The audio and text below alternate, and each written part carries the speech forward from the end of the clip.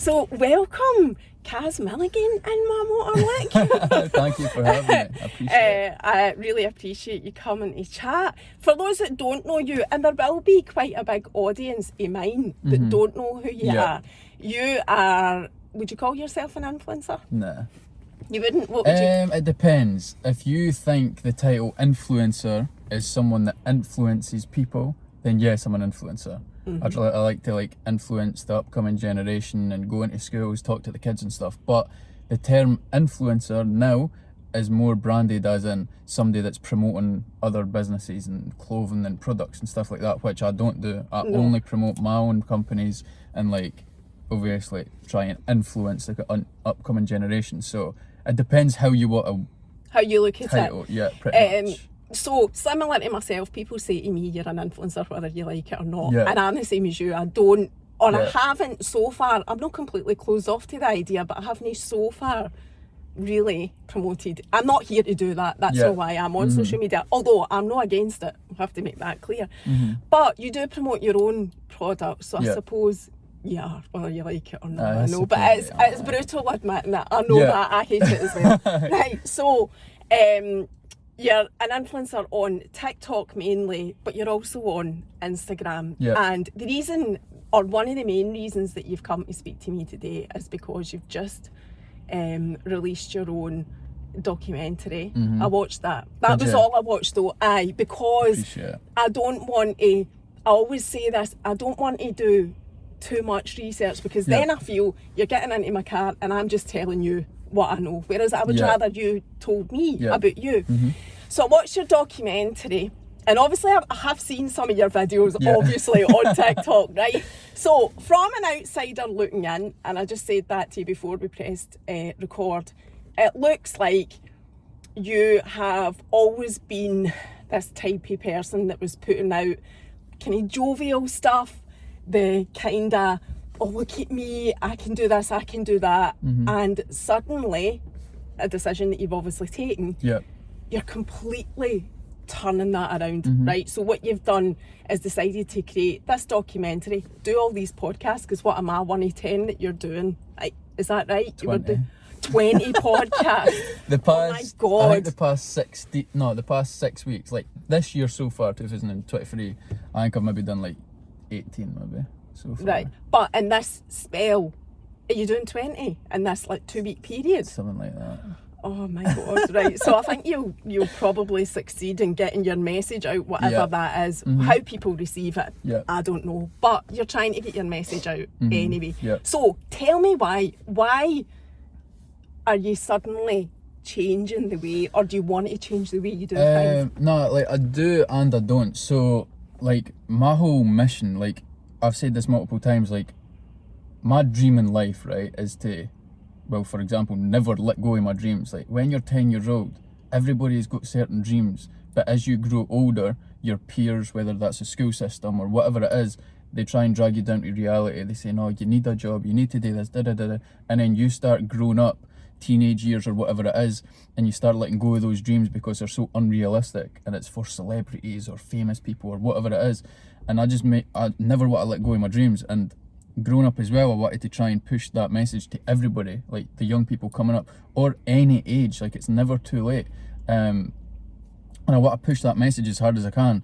But when I was trying to build an audience, I was like, right, how can I grow?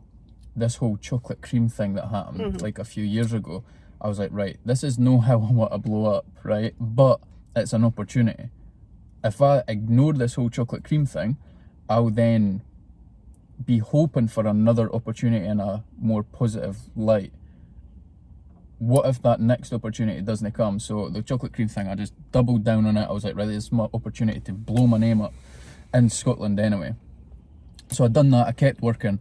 But obviously I started tapping into trolling the haters, being on TikTok, being a certain character that you either love it or hate it. And a lot of people dislike it, even though I've never done anything negative, I've never said anything controversial, I only spread positive messages. But I understand the character that I was portraying and I was putting out there would wind up a lot of people. But it was also tactical to get my name out there and get slightly bigger. Now I'm at the point where Are you sick of it? Are you sick of that? A wee bit. But right. the thing is, it's not really a fake character. It's just a more hyper energetic version of me. Like everybody's got certain sides. Like you might be more hyper when you're with your girls than what you are on a Sunday night watching a movie. Like there's different like characters. Different characters. Yeah, pretty much. So I enjoy that jokey, like, do you know what I mean? It's just having a laugh. It's not that deep. But I got to the point where it's like, right, remember my message, remember the mission that I'm on in life. I need to start getting people to take me serious. If I keep this up for too long, it's going to get boring. People are going to get bored there, and it's like, you're never going to take me serious. So I was like, right, I wanted to make a documentary anyway, because again, my mission in life is doing everything. You've got one life. People tend to forget that. Like, people are like wasting their dreams or giving up on their dreams or thinking, oh, I'm not going to do this that I want to do because other people are going to judge me or people might think this. I do not give a fuck. Can I swear? I do not give a fuck. Like, I want to do everything in life, everything I've ever dreamt of, everything I've ever wanted to do. Even if it's something I wanted to do when I was 10 that I no longer really care for, I'm probably still going to just do it just because I know that kid's going to be happy. And if I dreamt of that as a 10-year-old, that means other 10-year-olds now are going to look up like, oh, I've always wanted to do that. Now Kaz has just done it. It's doable. Do you understand? So that's like my main mission in life almost, just to inspire the world, put a positive impact in this world. And I wanted to release a documentary for people to take me more serious and sort of realise that I'm relatable. Like, I've lived, like, I've got an inspiring story, and I hope everybody thinks that as well. But it's also so relatable. I'm for the scheme. I've grew up, I've had issues, I've went through shit, just like everybody else almost. So it's like, watch the documentary and realise I'm not just this guy on TikTok winding people up. I never came for money. I never came for a nice area or nothing like that. And I feel like the message got spread well, in my opinion. I feel like I put the documentary together pretty well. I directed it, which is the first time I've ever really done that and tapped into that. And I just wanted 2023 for everybody to take me serious.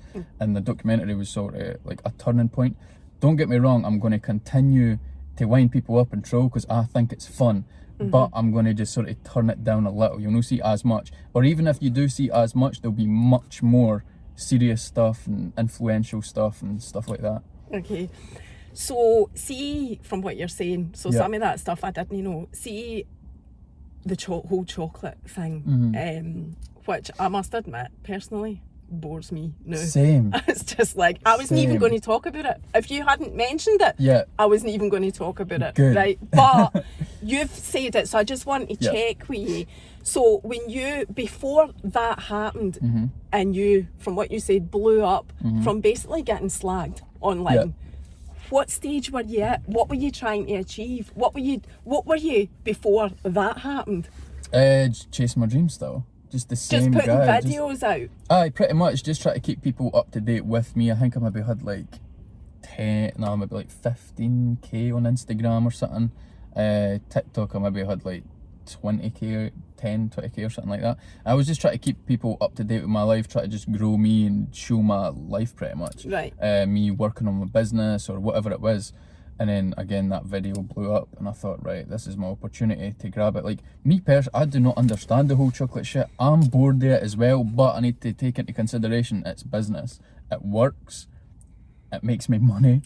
So I'm going to just roll with it. So I did. So you just took advantage of something that happened pretty much by because accident. Like, even though like it was just people slagging me, right, I also knew that it was going to get a shit ton of eyes on me, and I could just convert a small percentage of those eyes. Be like, look, this is who I am, this is what I do, this is what I'm like, my mission, blah blah blah, and that small percentage will convert and actually like me and invest like time into me or just be intrigued by me, and it did.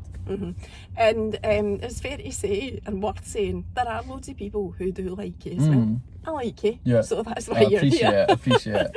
Just put that out there. Do you want to get me so no, I'm trying to make you the centering. Oh, right. No. Oh, right. Sorry, I thought. But then, no, in saying that, you're more professional at this kind of thing than me. But no, I do try to keep the guest, the main focus on the camera, but it's fine. So just taking it back to the start of your business then. So from your documentary, you said you are one of these people who openly says you want to be massive. You want to be famous, you want to be massive. But from what you've said, you want to be famous and massive for spreading positivity. 100%. It's not, like, being famous isn't important unless you're going to use those eyes to spread positive messages or, again, put a positive impact in the world. Like, you know, in the documentary, like, the whole, I don't know if you want to tap into it or not, but the whole deep stuff and dark. I am going to ask you about that. That then drove me to God. Like, I was never religious. I never believed in God up until I was 24, and then it sort of gave me a reason to believe in God. Every night, I'll pray, and I only say, use me as a tool to inspire the world. Again, to inspire the world needs to know who you are, right? Or you're not going to inspire the world, or the masses, or the millions. Therefore, it's also fun being famous. Low-key, everybody wants to be famous when they're a kid growing up, right? So it's another dream of just no let go of. But I'm not dating it. If I'm no famous in 20 years' time, I'm not going to get myself down about it and go like, right, I'm obviously no impacting as much people as I wanted to impact, but whatever I've got now, do you know what I mean? Like, do a positive job and do a good job of what I do in life. But again, being famous, the materialistic stuff, it does not matter. I just want that, so I've got the eyes on me to then positively impact them, inspire them, and hopefully just influence them in a positive light. Okay, so the God thing, right? I was going to ask you about that because obviously I'm hugely intrigued in that. I don't consider myself religious either, but I'm very spiritual, so what I see as God is probably slightly different to you, but it's probably the same thing, and everybody's got their own view on that. What is God to you? Is it going to church on a Sunday?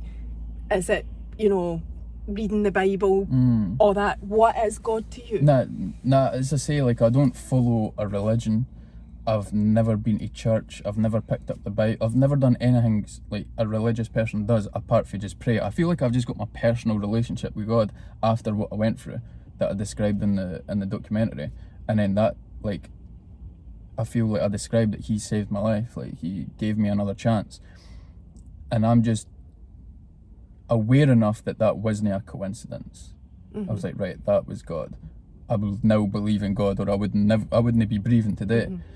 So I just make sure I sort of like speak to Him every day, thank Him every day, and since I'm here for a second chance, use me as a tool to positively impact the world. So would you say, I would call that the universe. That's what I would say. I That's used my to. God.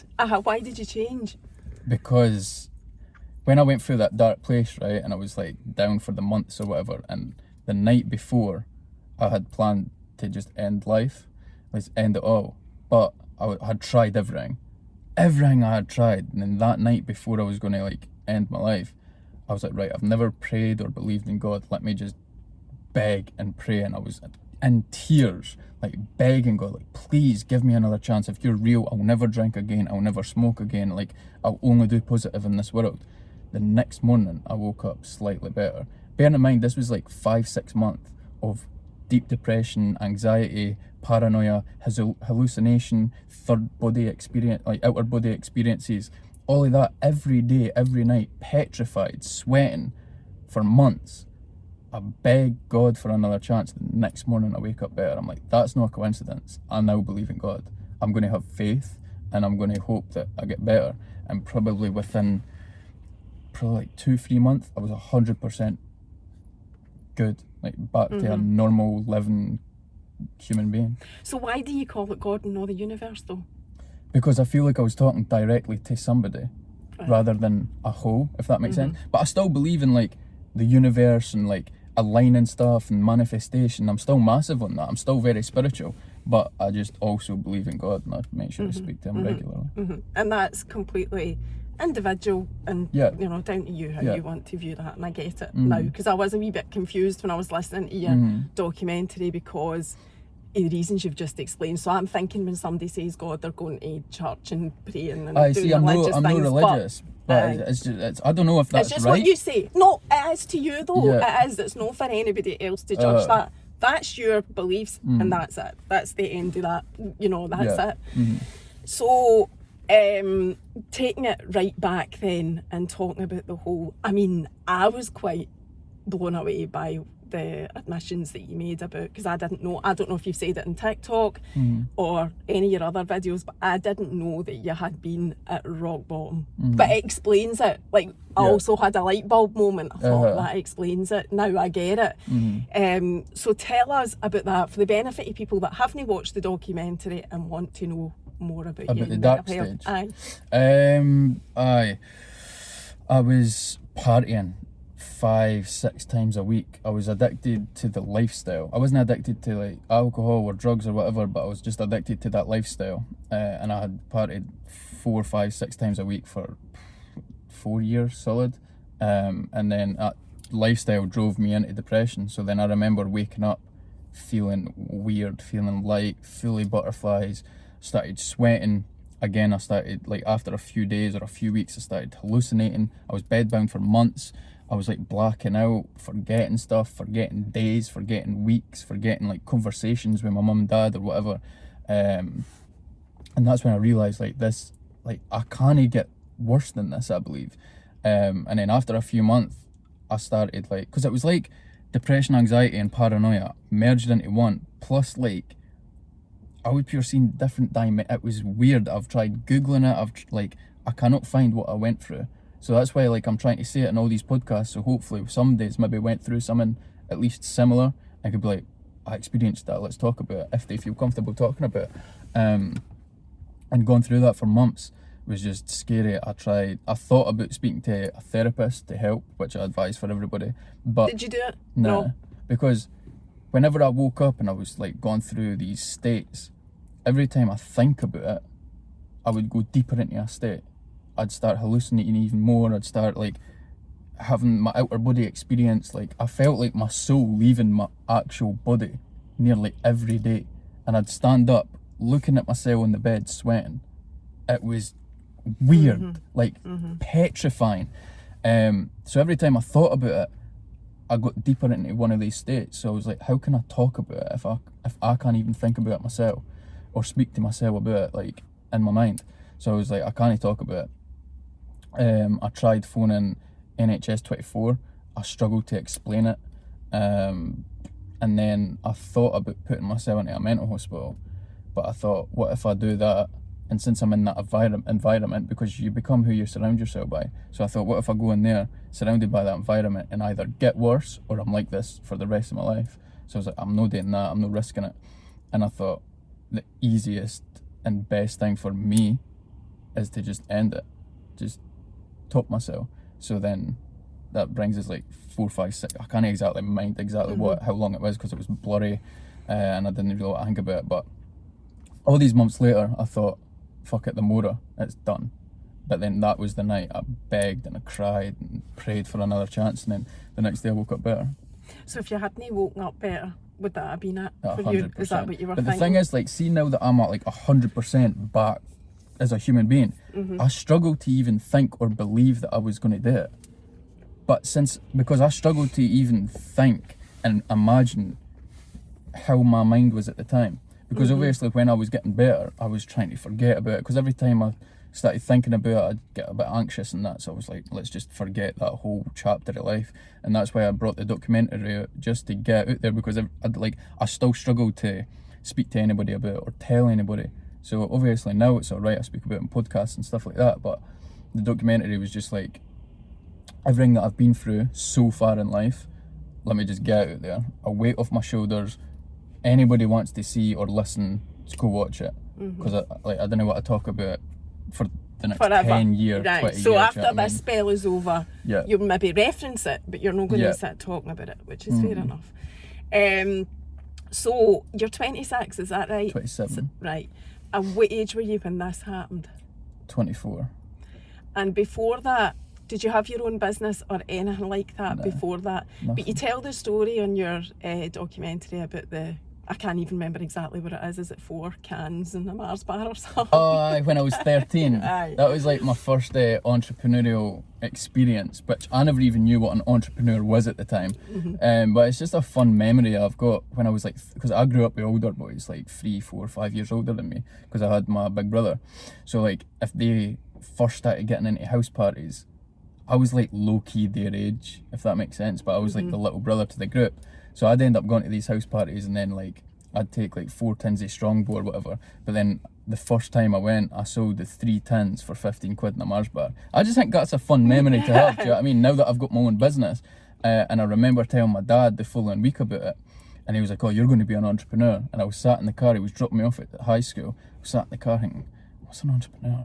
And then all these years later, I'm an entrepreneur. And it's something that sticks with you, Yeah, so it's that's just why something you that sticks tell with the me. story. And the thing is, people have commented in the YouTube video, the documentary, saying, ha ha ha, 15 quid in the Mars bar, that's so embarrassing. I'm like, I'm no just a flexing, story. I'm Aye. not trying to say it's a cool thing that I've done, it's just a fun memory that I've got. I think that's fine. So, before that, like up until the age of 24, what were you, apart from getting drunk and taking drugs and everything that you've said, what were you doing for a living? Nothing. Well, you never worked before. No, I did work. So Are you the baby of the family? yeah. Do your mum and dad treat you like the baby? Or I wouldn't say so. No. I don't know. I've never thought that's about that. That's a kind it's of maybe hard like- question. Only a mom would ask I that. was thinking that. I don't know. No, I don't think so. Nah, like, I did work though. Like, I left school. I've done labouring for years, welder's mate, and then I was my last proper job. I was a pipe fitter in a chemical plant. So I've had good jobs. Again, the pipe fitter, I was after tax. I was walking away with £1,000 a week. I mean, that's shit hot. That's a good fucking wage. But again, I just hated it. Like that. Like the mindset I've got now, I've had since I was a kid. I knew that I was going to be. This is hard to word. I knew I was going to be better than average. Now let me explain that word then. It's alright to say it. It's alright to say it. I know But I you're know, but jumping on people- the defensive, but I'm just But saying. people are going it to is. twist my words. I'm not saying I'm better than anybody, but people like to argue against the word average. Now, average is what the majority are doing, which is a 95. If you've got an average job, that's fine. Like, I'm not saying that's bad or whatever, right? I'm just saying I always knew that I was going to have my own business or be more well known or whatever it is, right? I've had that throughout my whole life. So when I was working as well, I thought, I'm not doing this forever.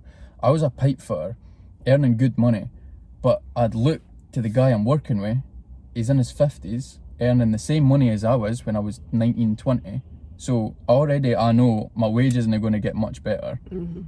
And he's struggling to get off his knees at the age of 50 or the age of 50. Do you get me? I'm like, I don't want to live like this for the rest of my life, and that's all right. Do you get me? And like, I do. but people like to hate on that shit. I know. And I always say, like, I always say this, if you work a 9-to-5 and you come home and you love your family and you love your job and you're happy and you're content, you've won in life. Like, you're doing better than me in life. If I'd done that life, I'd be depressed. I was depressed. So I didn't want people to then judge me for chasing a different path just because that path makes me happy. Do you get me? However, I do get you, and I agree with every word that you're saying in Yeah. terms of there's nothing wrong with having ambition. And what the issue seems to be in the world is that, there's like 20% of people at least won't like that. So if you've read the chimp paradox, right, that's where that figure comes from. Right. If you put yourself out there, you need to accept that 20% will be your number one fans, 20% will hate you, and 60% will be decent humans, quite accepting, just like the top 20%, Right. happy to accept you, just the kind of person that is a good human being, basically, right? But there's always going to be that 20%, and that includes me. It's not just you. Yeah. You're much bigger, but that includes me. So there's always going to be that, Kaz. Yeah. There's always going to be that 20%. So why even bother about it? The thing is, I don't bother, right? I know how to, like, are you talking about the hating 20%? Aye. I don't bother about it. I play into it and I take advantage of it and I play them along. Like, for example, the marketing scheme I used to promote the documentary, if I took that marketing scheme, like, on the lead up to dropping it, as the serious guy I am in the documentary, I knew I wasn't going to get eyes on it because people want to see the trolling Kaz Milligan. I goes, right, let me promote this trolling, being annoying, and for the haters. if I get as much eyes, which I accumulated over 2 million views promoting it, then a certain percentage of them is going to go watch the documentary. So I started doing like TikToks crying. I know, like I saw tears. that. With the bottled water. Good Evian water, I might add. But before I exposed what I was doing, I had 2 TikToks that had 400k each views, and I didn't have the water there. People thought I was crying. I was like, oh, people are not going to take this serious, or the haters they're getting to me. They weren't getting to me. It was fake, right? But all the haters believed it, because haters are pretty much stupid, right? So they believed it. Oh, cause we're all getting to them. And then I exposed that it was fake, and I had the water, and I was dabbing my eyes, and it was all for promotion for the documentary. And then they're like, you saw it, because they didn't like to admit that they got played. Do you get me? So they didn't bother me. I just play them at their own game. All right. And you've already said, like, that you're going to engage with it. That's what you do, which is fine. That's up to you. I totally ignore it. I'm a blocker. And I openly admit that. I am a blocker, because I can, so I do. I just don't. So it's energy for me. I just don't invite in any more of that energy. So as soon as it comes near me, I block it, because I just, need to keep that away. But each to their own, though. I totally agree with that as well. See what I do? I see a hater, I'm like, right, I'm going to use you to make money now. So they already hate me, but you're going to hate me even more, because I'm going to make money off you. And then that's what I do. Just gets to them there. Really. I just like to wind people up sometimes. Yeah, so I've got so many questions, honestly. I'm just trying to think where to go back to with the documentary. So you talked about, so there's quite a few things that have had an impact on your life, and you talked about your brother that walked out, right? And I know you're not keen to talk about that a lot. And I just have to say to you that I agree with you. Everything that you say, I know what that feels like, to have somebody turn their back on you that close to you, and have that view where that's it, you're done. Now, was there a point where you reached that, I'm done with that? Because you've openly said, I'm not interested in any dialogue with this person, it's over. Did you get to that point by doing stuff? Did you try to contact him, or what? When did you decide it wasn't affecting you because you were putting a wall up? Because that's basically what you've done. Yeah. So it happened when I was like 11. But what age is he? Can you say? Or right, how much older? Not much older. When I think he was early 20s. So maybe about 10 years older than you? Something like that, 10, 12 maybe, something along those lines. But again, like, I try to bury memories pretty much, but it happened when I was 11. You've got another big brother. Yeah. You've got 2 big brothers. One big brother you're completely in contact with, so that would be the middle one. Yeah. And then the older brother. The older one. And does your mum and dad speak to him, the older one? Nah. So he walked away for the entire family. Yeah. Was there a reason? Can you talk about it? I don't know. Right. I think there might be. So it happened when I was 11, right? Growing up, the first few years I was too young. I was like, oh, when's he coming? Days, weeks, months went by. About 15, 17 years later, he's still not here. So it's worth saying the reason, sorry to interrupt you, it's just so that people are clear, because I have seen the documentary. Yeah. The reason for you getting so upset by that is he promised to take you to football and never turned up. And walked out your life and never came back. So that was my last memory, yes. He says, I'll pick you up, I'll take you football training. I was standing there with my football boots, stood, he's not coming, no, he's maybe late. Never turned up, never seen him again. That was my last memory. But like, he was like my hero. Like, my biggest brother was like the coolest guy ever to me. I tried growing my hair like him. You adored him. 100%. He was like a superhero to me. And I say this in the documentary as well, like that I went through a phase of like trying to no bother about Marvel, like everybody growing up, oh, this is sick movies, blah blah blah. I was like, nah. Because like, to me growing up when I was in my teenage years, I'm like, how could I then watch superhero movies when my superhero failed me? Do you get me? But obviously you reach an adult and you're like, these movies are sick. Do you get me? You just sort of put it behind you. But like, when I was younger, that's how deep it was. Do you get me? So the first, like, I'd probably say the first 5-6 years or something, I just tried to forget about it. I was young. And you never asked your mum and dad, and they've never told you? Aye, I have. Correct. Alright, but you're not wanting to say. It's not just that. That's not my part of the story to tell. Aye. That's okay. His story to tell. So you do. I'm telling my point of views and my from my eyes. Do you get me? Like, if I start going into detail, like, oh, it's maybe because of this and maybe because of that. You don't need to tell a story. I just wondered if you did know what the reason was. We've got our thoughts, but we still didn't 100% know now. But we've got thoughts. But if I then start saying that, one, I'm basically defending him, which there's no defence to be done. And two, I'm telling his story that might not be 100% accurate. So it's unfair for me to tell that story. But you're done with it anyway. 100%. Because I went through phases of like emotional, sad, then I was angry. And then it's like, oh, well, maybe he had these reasons and that reason. But when I got to like 24, I went through that dark stage. I had months to reevaluate my life and be like, right, I've maybe got these issues because of that harmed and these trust issues because of that, blah, blah, blah. And that's when I realised, I'm like, fuck his reasons. I don't care what the reason is. Do not leave family behind. Family is number one priority in life. Happiness and family, they're the two priorities. I didn't care his reasons. It could be the maddest reason ever. Do not leave family behind. And it's simple as that. That's my point of view anyway. No, and like I said to you, I can relate and 100% get it. So that was one of the things that you had to go over after you'd hit rock bottom, and you didn't have your business or anything like that. So this has been a massive turning point for you when you hit rock bottom. Can I just ask you, so I've seen some of the comments on your podcast. Again, I haven't, not your podcast, your documentary, which is on your YouTube channel. I haven't dug too deeply with that because, you know, I prefer to come with just limited information. But the crying thing, so you've talked about you were greeting and it was all fake. You are crying in that documentary. Oh, aye. That's real. Is that real? Of course that's real, aye, 100%. Aye, 100%. You could hear my voice crackle, you could hear my nose and everything. That's 100% real, because that was the first time I've openly and loudly spoke about, one, the brother thing, and two, the dark, deep period that I went through. I've never spoke about it loudly, ever. And who were you speaking to? Who was there? Was it, what's his name? Beggs is my videographer. He was there like... Is that who you were speaking to? Nah, I was just looking into nothing.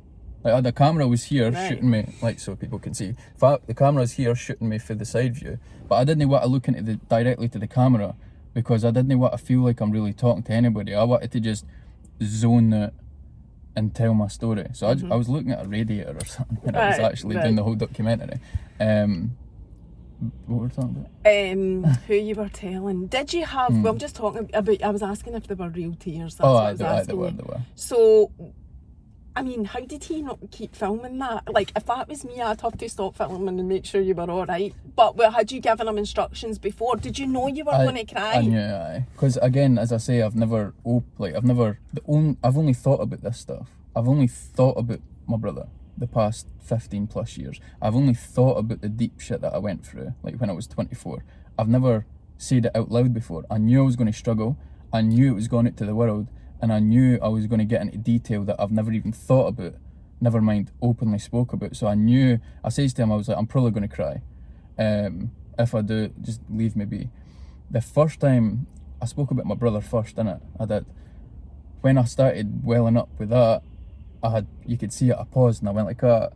And I paused for like 10 seconds and then my tears sort of went back. But then I thought, I want to cry.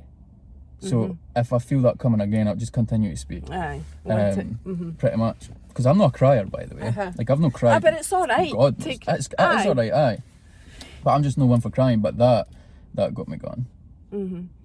So, getting out of that dark place then, so you've talked about you prayed for God to give you another chance. You woke up the next day feeling, as you put it, 1% better, and that was enough for you to know that there was hope, and you didn't want to end your life. So then what did you do? Because I think it's important as well. You've talked about therapy, you've talked about trying to reach out, and you just didn't feel that you could express yourself. So what did you then do from that next day where you were 1% feeling better? What was next? I think the next day, again, I can't remember the exact days, but one, I acknowledged it, that I was feeling slightly better. It was right, there's hope. I've got a second chance at life. I need to make sure I smash it. But then what's it called? Is it agoraphobia? Fear of going out. I had that majorly. So again, I've never experienced anxiety before, but that's a form of anxiety, I believe. Like, my bed was my safe space. So if I started going out, I started panicking, like maybe taking mini panic attacks. I was like, right, now that I've got to this space when I'm feeling better, I need to start forcing shit. So I never had a local Starbucks at the time. I had one in Dunfermline, which was like 20. Oh, I've no 25 said minutes. you're from Methil. Oh, originally, I'm from in Methil in Fife. Yeah. So Dunfermline's like 25 minutes away. So I was like, right, cool. Let me force myself every few days just to drive to Starbucks, get a Starbucks, chill in the car, drive home. So I'd done that for maybe 2 months solid. Were you putting those videos out on TikTok at that point? Well, this is the funny thing. While I was doing that for the couple months, forced myself to go Starbucks, that's when I filmed the original chocolate cream video. And that's when I started to blow up. That's what I'm saying. This whole thing is like aligned perfectly. Like, this is what I mean. Like, I do not regret. Like, if I could go back, I'd want myself. Obviously, I didn't want to go through that whole stuff again. It was petrifying, but I feel like it was all like my life is already planned. Like, that was meant to happen because, again, I started forcing myself to go to Starbucks. That wasn't easy, by the way. Sometimes I'd get my Starbucks and I'd be driving back and I'd start panicking, like, I'm still 20 minutes away, like, it's dark, blah, like, do you get me? Like, I started taking panic attacks and that. So that agoraphobia, that was tough. But then once I got used to Dunfermline Starbucks, I was like, right, I'm going to just drive to Edinburgh. No purpose. I wasn't even getting out my car to go around Edinburgh. Let me just drive over that bridge, Fife to Edinburgh, and let me see how I cope. And I just kept forcing myself to go further and further. And within 6 months, 8 months, I'm going on holiday, flying.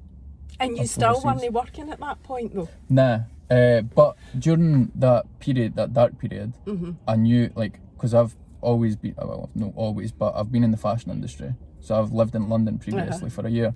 So I had contacts and experience for a clothing brand. So when I was going through that dark period, I had a few months, because I was still, when I woke up 1% better, I was still bedbound. I was able to get up, go Starbucks, force myself and help myself, but I was still kind of fucked. So those few months, I was like, right, I've got the experience and contacts, let me start my own business, let me just try it. That's when I thought of Lagan. Lagan means, well, it's the second half of my surname, pardon me, but it also means the saviour of something that's wrecked. I was wrecked at the time, hoping Lagan would save me. That was my first purpose in life. And I'm going to talk about your business, obviously. Yep. But see, the modelling, was that before this dark spell? Yeah, the modelling started when I was 20. I got invited to be the creative director in London when I was 21 or 22 maybe. It was maybe when I was 22. Again, everything pre. And you did that? 24. Aye. Yeah, 100%. Yeah. And again, like, you're not getting the dates exactly right because it's a bit because blurry. It's all that's blurry. Okay. Pre-24 is blurry. But so I quit my job. I had money saved up, like 15, 20 grand or something, right? When I was just turned 20, I blasted that on going out partying. I started modelling. I moved to London when I was roughly 22. Or 21. That's all right. That sneeze was coming. I was there for a year. By that time, I'd already blasted my money. So I went to London with no money, got offered the experience and the job, took it, basically homeless, hopping from my boss's grand spare room to his girlfriend's floor, or sneaking into the office and sleeping on cardboard, because I just wanted the experience, and I knew it would do me well whenever in the future. How long did you do that for? A year. Oh my God. It was tough. Homeless for a year? It was tough. In but London? I'm not what I like say, oh, I was sleeping on the streets, because people had it worse than me. At least I had floors to sleep on, spare rooms to hop back and forth with, and but cardboard. That was your reality. You were that's what I was like for a year. So I went through that, got the experience, blah blah, came back, partied even more, and then fell into the age 24 dark period. That happened for like 6 whatever months. Then I started planning Lagan. Started Lagan 2020. July 10, Your mum and dad must have been worried about you. Again, these are more questions, but they must have been. When I was going through that stage, obviously I never told them what was happening. But I started hearing elsewhere that my mum started like asking people, is Kaz alright? Like, he doesn't want to talk to me. Did your mum about call stuff. you Kaz? Your name's Callum, isn't it? Aye, my mum calls me Callum most of the time, but she'll still say Kaz sometimes. Aye. My dad calls me Kaz a lot of the time, most of the time. But like when I started forcing myself, for example, go to Starbucks and maybe see my friends and stuff, I started hearing from like my friends' mums like, "Here, are you alright?" I'm like, "Aye, why?" Like, "Oh, your mum was just asking about you, like, are you like a bit depressed or whatever?" Like, people were noticing. But see, when I got told that people were noticing, I mean, I started freaking out. Like, oh fuck, am I acting weird? Like, do you get me? Which I was acting weird because I was mentally fucked. But they were obviously concerned. Did you speak to, once that got back to you, did you ever speak to your mum about it, or your mum and dad? Never. Until they watched the documentary. Have they watched it? What did they say? That must have been hard for your mum, especially. Oh, 100%. I've not seen them since the documentary's dropped. I think I'm going to see them tomorrow or the next day or whatever, but they were just proud. Did they send you a wee message? Yeah, and they were obviously saying like, "Look, you can talk to us." And I'm like, "I know, but like, I can't. Like, I'm no one for like sitting down and talk to somebody. Like, I feel weird doing it. Like, that Are you feeling weird now? No, really not. Because like, I don't know why, but a camera's like therapy to me. I don't know why I perform better on camera. I feel like I can open up on camera. I don't know what it is. No, there's a lot of people like that. There's a lot of creators like that. I can relate to that. That was why I started this in the first place. That I suffer from anxiety. I've not been in the position that you've been in enough, but I do get it why that you're doing it. So your business then, tell us about starting that up. And it's also, I want to talk to you about the work that you do with schools and stuff as well. So I don't know if that's involved in how you set up your business or... So when I started like plotting my business. Did you know what you were doing? Yes and no. I'd never actually owned a business before, like low key, not really. I just knew I had contacts for manufacturers. I knew how to like design, get stuff out there and sell it, and that's it. Back end of business, I was clueless. I still kind of am clueless, to be honest. But I started with just sunglasses because that was the only way I was able to afford. Have you to got start any sunglasses with on you? me But right I can't now, believe nah. you've not even brought them. I know, I'm glad you're man. not wearing them, but I can't believe you didn't bring them. I know. But I would start with just sunglasses, and then we sold it in like 3 days, and I thought, wow. And that was on TikTok, advertising on TikTok. And Can I ask you something? Mainly Instagram at this point. I'm jumping all over the place, but I need to ask you this. Do you do this with your hands deliberately? By the way, I don't know. I think it's just, I just You don't? always fiddle with my fingers and shit. I think it's maybe an anxiety thing. Oh, right, okay. I Because don't know. there's a law of attraction thing about that. I was going to ask you. Andrew Tate, you see him doing it a lot. Aye, that's where I've read about it. I But don't do this that. as well, Oh, it's is to it? do with. Aye, so you're not doing that deliberately. I just have to ask you that because I have noticed that you do it, but it's fine. Don't get paranoid about it's cool. Nah, I don't know. I'm always just like crack. Like I do that a lot. Oh, like, no, don't. I didn't even Lola does crack. that. But Oh, right. I don't know. I'm just fiddle with my fucking hands. But Aye, that's kind of by the by. Right, so back to starting the business. So we started with sunglasses, sold it in like 3 days. I was like, bearing in mind this is what I'm saying. That dark place was meant to happen. Like me believing in God, like everything was just meant to happen because, as I say, as I started getting better, the chocolate cream video went out, blew up. I was, whoa, like this is only. Was that already there? What? The chocolate cream video. Was it already No. there on TikTok? Did you put it out like a huge length of time after it actually happened? No. So I dropped. It happened at the time. Yeah. Right. Which was December 23rd or 27th of December 2019. Before. Was it 2019? Well, that's before COVID. Or was it 2020? Fuck, I'm Well, struggling to was it remember. during COVID? Because in December 2020 we went into another lockdown. So the first lockdown was March, and remember, and we got out a wee bit, kinda, out of lockdown, and then remember they shut. So the schools shut for Christmas and didn't open up again till It was Easter. 2020. Right, so December 2020 is when we're going into another lockdown. Because I already had the business. It's only like 3 years ago. Anyway, it's not really I'm that struggling. relevant. Don't worry. So I started the business, started selling sunglasses, and then we introduced clothing. I then done the chocolate cream video, that blew up. I kept making it blow up for months later.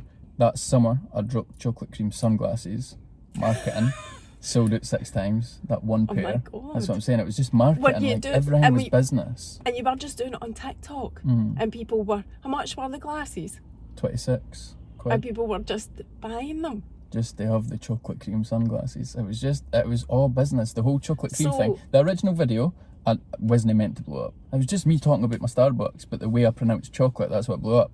But when it started blowing up, I goes, right, let me manipulate the market, let me influence people, let me influence the haters, and let me make this business. So there's clearly people that they love you, but you Aye. obviously focus quite a lot on the... It's not even just that, the people, like, hate is so loud. Like, there's no often people comment on a certain photo, a positive message. They'll just, oh, that's cute, and they'll keep scrolling. Oh, she's looking nice there, and they'll just keep scrolling. But haters, they need to comment. That's why it's so loud. So when you see so much like hate on me, for example, only a small percentage of those people actually hate me. The other people are just trying to get likes on their comments. They deep down actually love me, right? But the supporters, they support me so silently. Like, since the documentary, I've had over like 300 messages, but not one of those messages have commented because they didn't need to. Like, I didn't need them to comment. I didn't need that to people to see a certain, oh, Kaz is getting support. I know I get the support. My shit on Lagan sells out. Like, I know my support's there, and it's much more than the hate. But the hate So you is know loud. that, right? Yeah. So you sold out the glasses 6 times or whatever you said, and then you went on to the training stuff, which you're wearing in your head to toe in Lagan. Yeah, I am. Yeah. So how did you do that? Because it's not cheap. I looked at it. I'm sure it's 70 quid for a jumper. For a hoodie, aye, but it's no cheap shit. So Yeah. I say this to people, like, obviously people that are near in the fashion industry, they've just not got the knowledge, or they've no seen or had experience. I could drop shitty hoodies for 30 quid. They're going to cost me pennies.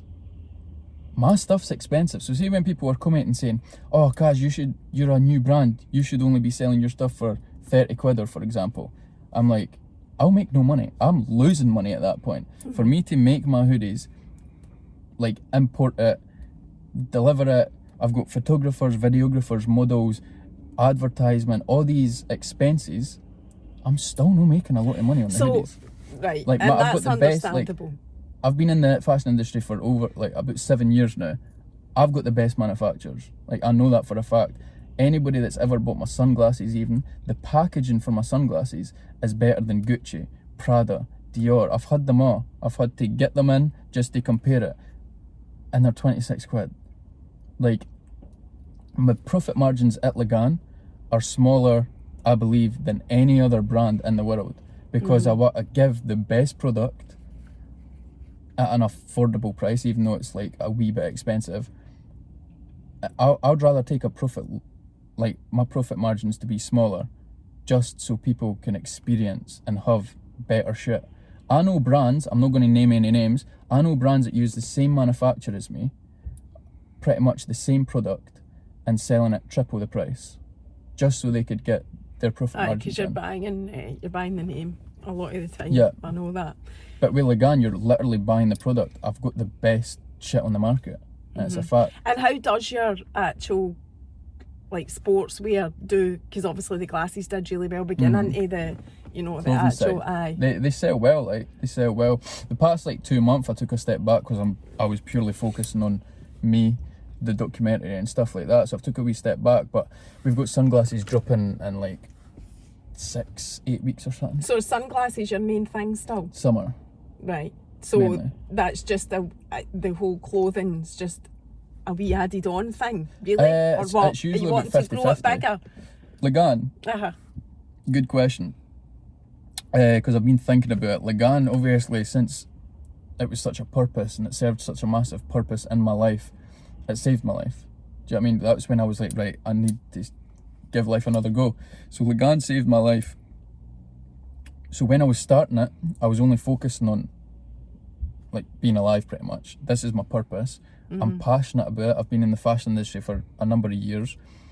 But see, when you start making certain numbers and the bigger numbers in business, with Lagan it almost started taking the fun away, because I'm, instead of 80% like selling the clothes, designing the clothes, caring about the community, and 20% business, it almost went 80% business, 20% passion.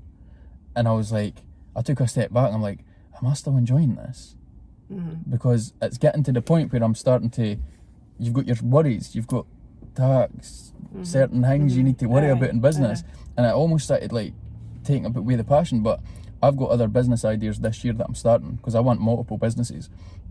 So the next business I start is going to be started as a business. So when I do get to that stage, it doesn't bother me. Like, I know that it's just, this is a business. I need to focus on this. I need to worry about this. And then I could grow it to crazy levels and earn all this money. But Lagan, I low-key like it just being a small passion project almost. The thing is, the bigger you grow, the more people you need to take on board, because you can't do it yourself. No, exactly.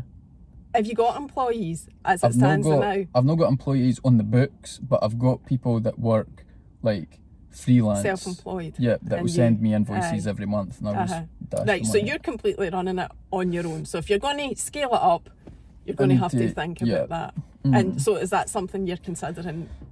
Well, or do you know? I'm trying to not think about it too much right now, because one, I've got so much going on now. I've got other businesses that I want to start.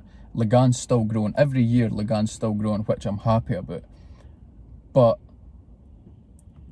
I don't know, is the question. So is that the answer to the question as to why you're doing all these documentaries and putting your soul out there, basically? Is there a purpose to that? For business? Oh, no, 100%. Like, again, like, the main mission is me to spread that positive message. Like, can chase your dreams, blah, blah, blah. That's how I feel I'm here for. Again, Lagan, if you go onto Lagan's website, scroll down, there's a wee paragraph saying the exact same message. Like, the brand, my business, Lagan, it's no just products, it's no just sunglasses, no just, like, it's a brand. Like, we're here for more. For example, going to schools for the kids. Every time I go into the schools, I give away Lagan products. I'm telling people to chase their dreams. Like, I'm giving away, like, I designed 3/4 zip-ups that look like school uniform for the kids. Gave it away, like, so it's all combined almost. Like, my message, my brand, the message behind the brand, everything I do will contribute towards your brand, and you're still really developing it from what you say. Was that right? Is that fair to say that? The thing is, I'm 27. I know I'm You've got young. Like, especially like sitting next to you, you've got so much more life experience than me. Like, I might be saying stuff and you're thinking, oh, you're still young. You know what I mean? not Like, thinking it's possible though. And I wouldn't be offended if you were like, oh, Kaz, here's some advice or whatever. I'd take that on board, because again, you've got more experience than me. So I'm still young, man. Yeah, I know. So I've got things to learn, more experience to gain, and I don't know. And the biggest thing is that you've got an awareness of that. You know that, and that's great. And but I wish I had that awareness when I was in my early 20s. I know. Because I never. I know, and you've even talked about your childhood. And, you know, as a mum of an 11-year-old and drawn from my own experiences as well, there's a big focus, I totally agree with you, on academic achievements at school, right? And yes, that is important. I'm not saying that's not important, but I'm very of the view, similar to yourself, that is not critical in achieving what you want to do. So I agree with you. It does actually get on my nerves that it's pushed so much in society, because it can also be mentally, fatally detrimental to a lot of young people, 100%. And that bothers me as well. When I was like 16, or even, I think I left school when I was 15. But when I was like 15, I legit thought I was a failure. I've got 0 grades. And like, this was never a pressure thing, and like mum and dad never made me feel a certain way about it. But my big brother, who I still love to this day, he was like brainy, an accountant, done amazing at school. Is he an accountant? No, now he switched careers, but it could easily go back to it. Does he help you with your business? No, not really. Just because I'm not at that level where I'm needing all this stuff. Do you know what I mean? So him being like that and me getting in trouble, getting kicked out of school for being a bam, getting no grades, I'm like, I'm shite at life. Do you know what I mean? And like, it makes you feel like that. But luckily, I still had at the back of my mind, like, I knew I was going to surpass what school was going to provide for me, if that makes sense. I knew the school system wasn't going to serve me the purpose it serves other people. So what motivated you, and how did you get in touch with the schools?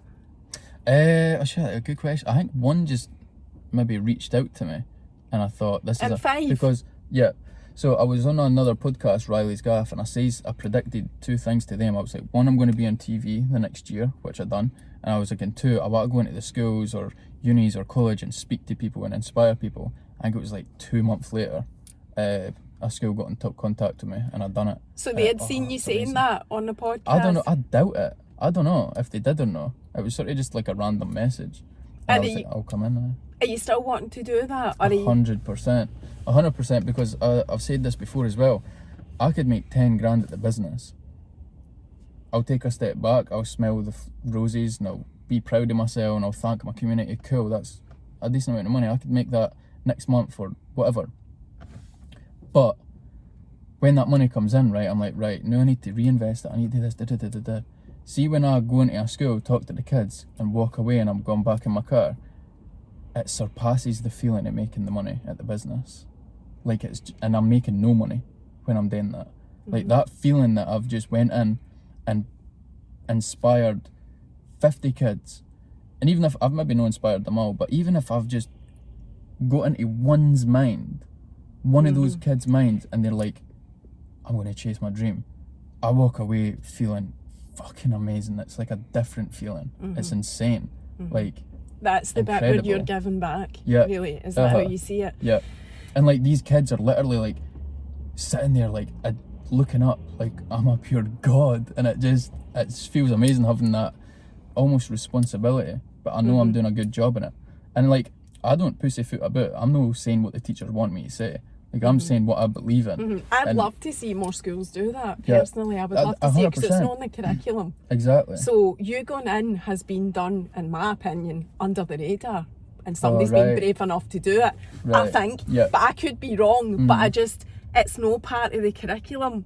What, it's almost like, unless I'm wrong, and I'm sure if I am, there'll be plenty of people will let me know, but to have speakers, independent speakers, which really effectively was what you were doing, motivational speakers, as far as I'm aware, isn't part of the curriculum. But I'm sure there will be scope for head teachers to choose stuff for a certain period of time of their own choice, I would imagine. But I would love to see it more prevalent in the schools. 100%, because that's the main reason that I go in and do it, because I feel like I needed somebody like me to come in and be like, by the way, you can do it. Whatever you dream it. Because I'm not going in there. I'm going in there and I tell the kids, I'm like, look, respect your teachers, work hard, get your communication skills. You're going to learn so much in school by behaving and working hard. But do not feel the pressure. If you want to be a game streamer on the PlayStation, if you want to be a YouTuber, whatever you want to do in life, anything, you could make it happen. There's possibilities.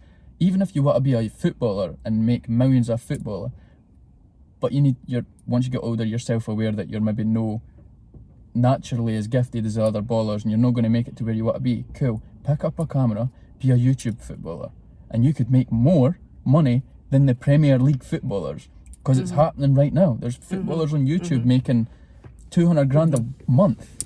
Aye. So the message is, you can be anything you want to be. Right, we've got like 1.5 minutes, but I really want to ask you. I want to quickly ask you. So you've been in that really dark place. We've talked about mental health. I believe that mental health, if you struggle with it, is an ongoing thing that you need to manage, right? You're not always on top of the world, right? I don't believe anybody is. How do you manage your mental health now, having been in the rock darkest bottom? I always just try and count my blessings, whether that's obvious ones. I'm always thanking and sort of showing gratitude towards clean water, getting fed every day, having shelter, having loved ones around me. Like, whatever your blessings are, count them, even if it's two or three. Grateful. Just be grateful for every single thing in this world, and just try and have faith. and Gratitude and faith, that's your two gratitude and things. faith, pretty much. Excellent, Wait, we've before we fitted go, that in. we've You're got not- 30 seconds. We've got Hurry 30 up, seconds. I'm pressing the button. You've got the life experience. Please, if anybody my age or younger or anybody is watching this, what would you quickly say with your life experience? What advice would you give? Exactly the same as you. You can Sweet. chase your dreams. You don't need to be academic to do anything. Basically, you can chase your dreams. So I agree. Sweet. Right. Amazing. See you later. See you. Bye.